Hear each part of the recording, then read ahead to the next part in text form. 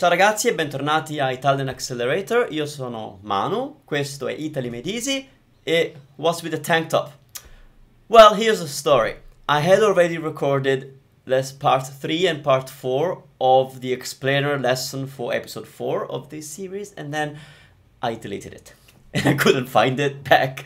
So here I am recording it, and this is the punishment for being a little bit of an idiota, like Rosella would say. So let's get back to where we left, and let's watch the clip, and then I'll come back and tell you a bit more about it.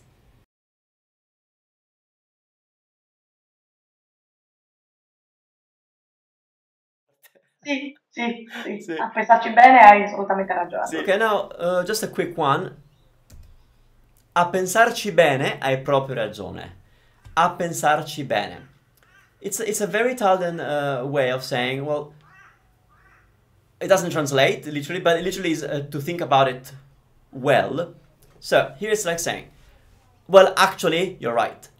A pensarci bene hai ragione.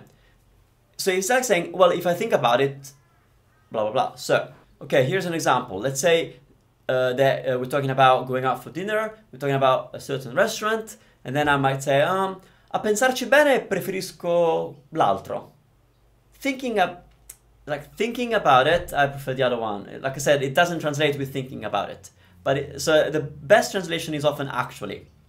So, but think about the literal meaning, because you would use it when that literal meaning applies. Okay? So not every time you mean actually, but whenever actually could be replaced with, well, if I stop and think about it, or, you know, to be honest. Okay, another translation would be to be honest. So it's like, honestly, a pensarci bene, sono stanco. Honestly, I'm tired. So it's like saying, you know, if I think about it, I'm tired. So actually, I'm tired. So that kind of broad translation. Okay, so hope you can use it. A pensarci bene.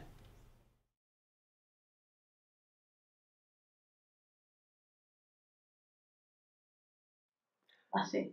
Una parola italiana che ti piace, una tua parola preferita a livello di suono, una parola che magari chi ci guarda non conosce, magari, che ne so. L'altro giorno Elisabetta cosa ha detto? Non mi ricordo, tipo versatilità, una parola così, insomma. Benissimo, ok. La prima espressione che vediamo è magari. Magari has mainly two meanings. You may know it for one of the two. I don't know.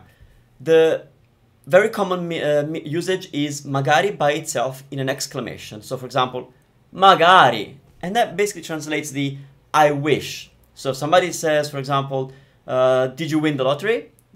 Hai vinto la lotteria? And then you'll say, oh, magari. Magari, I wish. Now, I wish is not a good translation because it makes you think that it's only about I. It's about anybody. So it's like saying if only. That's a bit more open expression. For example, we're going out and I say, vieni anche tu? You're also coming? And then you might say, ah, magari, ma devo lavorare. Magari, I wish, or if only, but I have to work. Okay, so that's that kind of meaning. But that's not the meaning that we were using it for here. As you heard, I've said magari a few times. What this magari means is the equivalent of the English perhaps.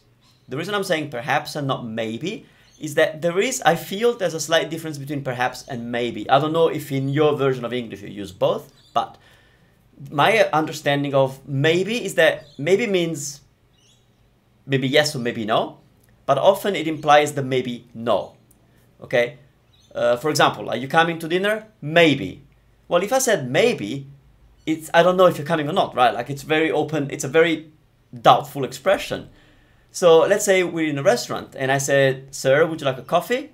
Prende un caffè? And you said, maybe. I don't know if you want it. Then I would have to ask you, do you want it or not? But if you said perhaps, doesn't that suggest that perhaps yes? So if you said, perhaps a coffee, or, you know, the waiter might say, would you like anything else? And you say, perhaps a coffee. It kind of suggests that perhaps you do want it. So it's like, it's a positive maybe, let's say. Well, that's magari in Italian. So I said, magari un'espressione che loro non conoscono. Perhaps an expression that they don't know. So it's like, it's a maybe, but it's kind of like a positive maybe, meaning maybe an expression that they don't know, and I think they don't, kind of thing, okay? That's magari. The next expression that I mentioned in the very last second of the video was insomma. Insomma literally is in sum. So it's used, again, two meanings mostly. One is to say that in sum, so you've set a number of points, and in sum, that's the final point. The way we use it, though, it's basically, in this case, it translates with basically. So my point to Rosella was, the other day Elisabetta said a word like versatilità, or, you know, a word like that, basically, insomma.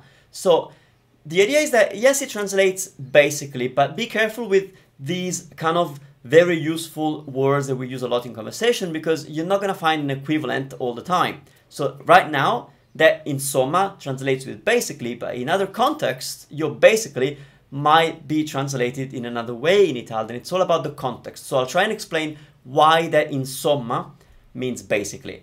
It's because I'm concluding. I've given some suggestions to Isabella as to what word I'm looking for. So basically, that's the kind of word I'm looking for. So it's like saying, bringing it all down to the core of what I'm looking for. That's what I want. Okay. Often insomma is used as instead of allora.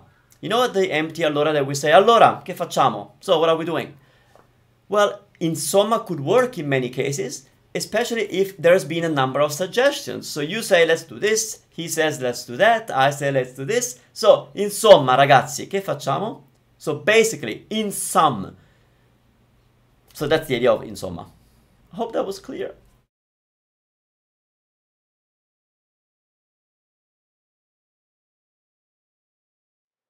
Splendido. Splendido. Perché la uso poco.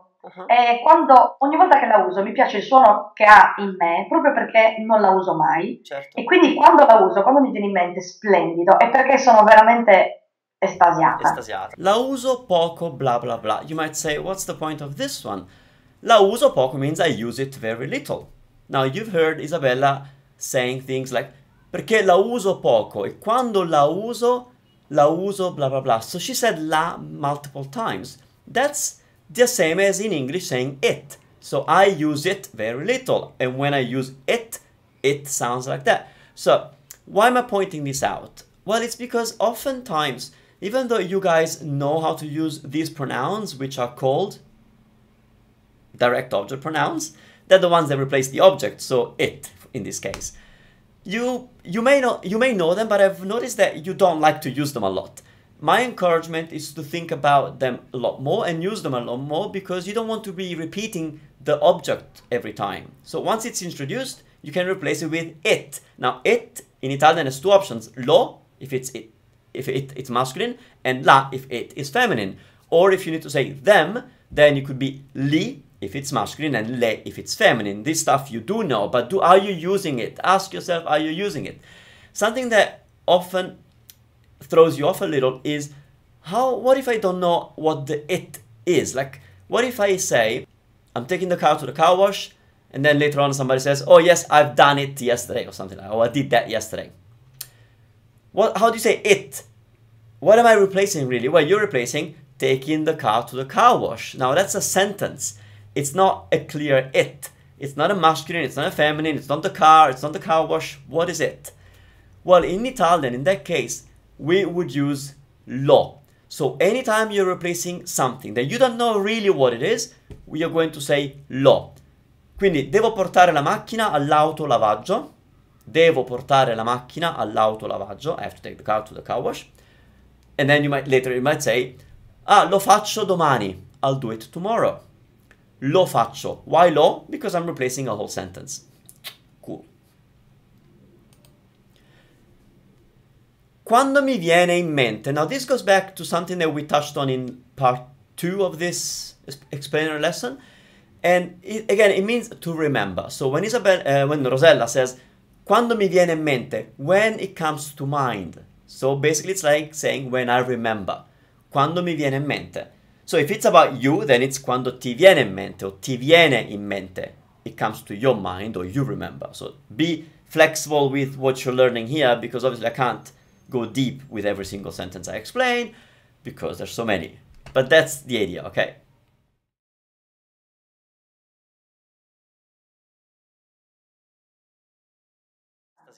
Perché vuol dire splendido è già di per sé una cosa eccezionale, però anche il peso delle parole molte volte lo dà anche la frequenza con cui la usiamo. E siccome splendido per me è una cosa rara, quando dico splendido è proprio splendido. Don't you just love Rosella? She's so nice. And I actually played more than I needed to play you for the clip, just because I love the way she talks about splendido, how she loves the sound of splendido, and she doesn't use it much, and when she does, it sounds so beautiful.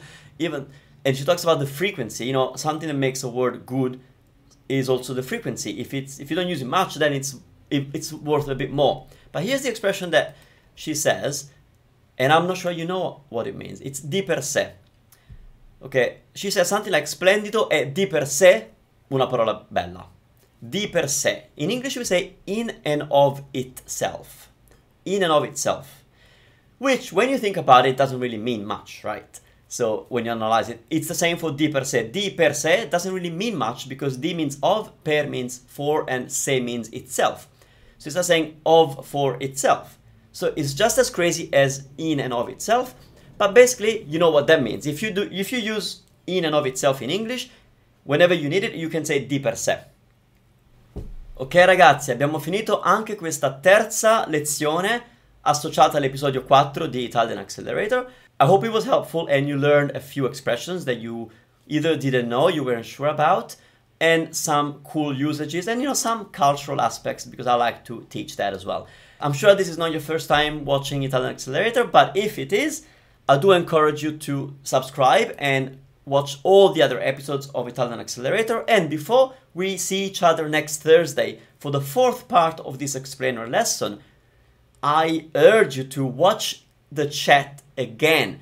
Go back to Italian Accelerator episode 4, Italian chat or chat in Italiano. Watch that, study it. Watch it without subtitles, watch it with subtitles. Pause, look up words. Be a good student, because I know that many of you are learning a lot through this series. So I like to keep it alive and I like to make you happy by producing more. All right, ciao ciao.